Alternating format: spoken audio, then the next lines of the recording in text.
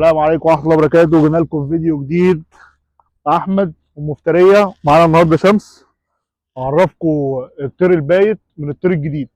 الطير البايت زي ما انتم شايفين كده بيبقى لونه غامق من هنا كده، ويبدأ إن هو خلاص غير ريشه، وهتبدأ هنا بصوا هنا الريش هتلاقيه غامق. عكس شمس. شمس لسه طرح جديد، طرح الموسم، يعني هي لسه فرخ الموسم. زي ما انتم شايفين كده، هات كده الكاميرا بحيث إن أنا أفرجكم.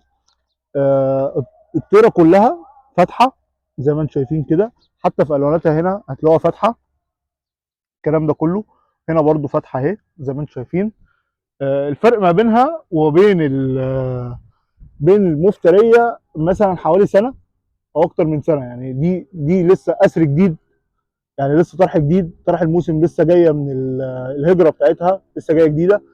دي ممكن تكون سافرت ورجعت تاني وراحت دي تاني مره تزور مصر فيها. فبصوا الالوان بتاعتها غامقه اهي زي ما انتم شايفين كده. طبعا الفرخ من العقبان بيبقى ليه سعر، اللي هو البكر اللي بنسميه بكر ليه سعر تاني.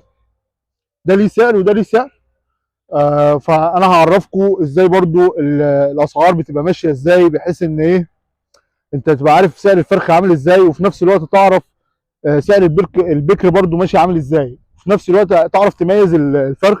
هتلاقي الواناته دايما فاتحه، اسكان ظهره، اسكان الوان جناحه، اسكان اي حاجه، هتعرف ساعتها تميز ما بين الفرخ وما بين البكر.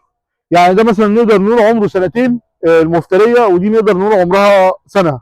يعني عقبال ما هي سافرت وجات وريشها طلع وكمل، هم نقدر نقول ان هي سنه. لكن طبعا احنا ما نقدرش نقول ولا سنه ولا سنتين، ان احنا ما نعرفش اعمارهم، ان هم بيجوا اسر، هم مش انتاج تربيه ولا حاجه.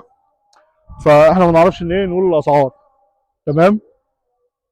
الاسعار بتاعت الفروج بتبقى في اول الموسم غير اخر الموسم. اللي عايز يعرف بقى الاسعار يخش يبعت لي على الانستجرام، وما تنساش اللايك والمتابعه عشان تعرف كل جديد عن تربيه الجوارح. يلا سلام.